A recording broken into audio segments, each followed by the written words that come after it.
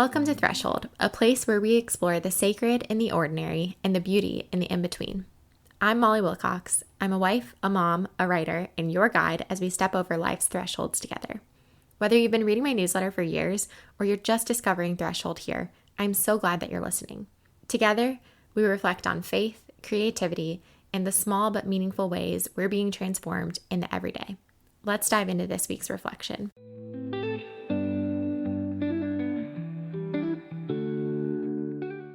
"Can I touch your belly?" I asked. "Of course," she exclaimed. She moved my hand to the perfect spot to feel a big kick. "Wow," I whispered. We stared at each other with awe and wonder. I was 21 and finishing a semester abroad. I didn't know then that in a few weeks, my boyfriend at the time would surprise me and propose in Ireland. I didn't know that in less than a year we would be married. But when I felt my pregnant friend's belly and felt her baby kick within her, I started to imagine my life as a mom one day. I was terrified. Where a lot of Christian girls I knew felt the anticipation of becoming a mom with a sense of excitement, I felt fear. Truthfully, I didn't think at the time that I would be any good. Years later, my husband and I got our puppy, Finley. I held her the entire 5-hour drive home from the farm we picked her up at. When she was sick, I would let her snuggle up in my lap and I would baby her. My husband told me I was really nurturing. I still didn't believe him. I was still afraid that I wasn't enough like my friends who got married and immediately got pregnant. They were so confident, so ready. I was afraid I never would be. Gradually, we settled into adulthood and our life together. My husband and I joke often that we grew up together. In a lot of ways, this made our marriage easy. We learned how to grocery shop, cook, pay bills, and go to the dentist together. Then we decided we were ready to learn how to become parents together. I didn't know what motherhood would be like.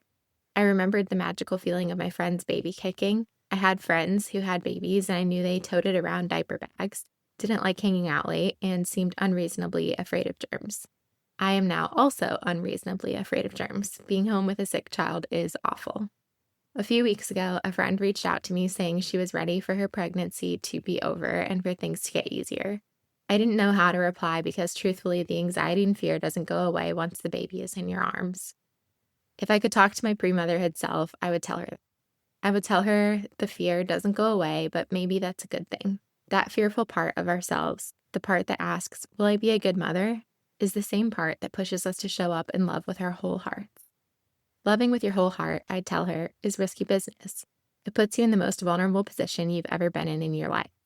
I didn't know at 21 that my journey into motherhood would start with intense surrender. I fought my way through a pregnancy with HG and unimaginable labor and the most terrifying birth experience with a NICU baby. And the craziest part is that I would do it all again and again and again for the sake of the love I have in my life now. I haven't just fallen in love with my baby, I have, but I've also fallen in love with this version of me.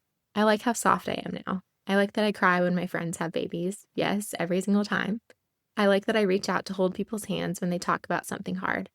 I like that my life is slower, that somehow this softer version of myself is stronger too.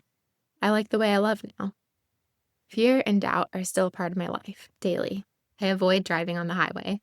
I flinch when I pass a hospital. When I see a pregnant mom in public, I give her that smile, the "I've been where you are" one. I feel torn open, maybe because I was, but I also feel whole.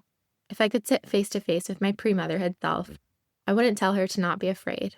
Instead, I'd gently hold her face. I'd take a good long look at her and say, "You don't have to be fearless. The love you're going to give is imperfect, wholehearted, and vulnerable. You are not going to become someone who conquers her fears. You are going to become someone who lets them shape her." Then I would tell her, even now, I wouldn't want to change a thing.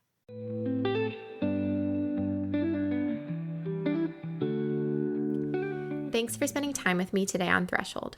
If this episode resonated with you, I'd love for you to share it with a friend, subscribe, or leave a review. It all helps so much. And if you're not already part of the community, you can join the conversation by subscribing to my weekly newsletter on Substack, Threshold by mollywilcox.substack.com. Until next time, let's keep finding beauty in the in-between.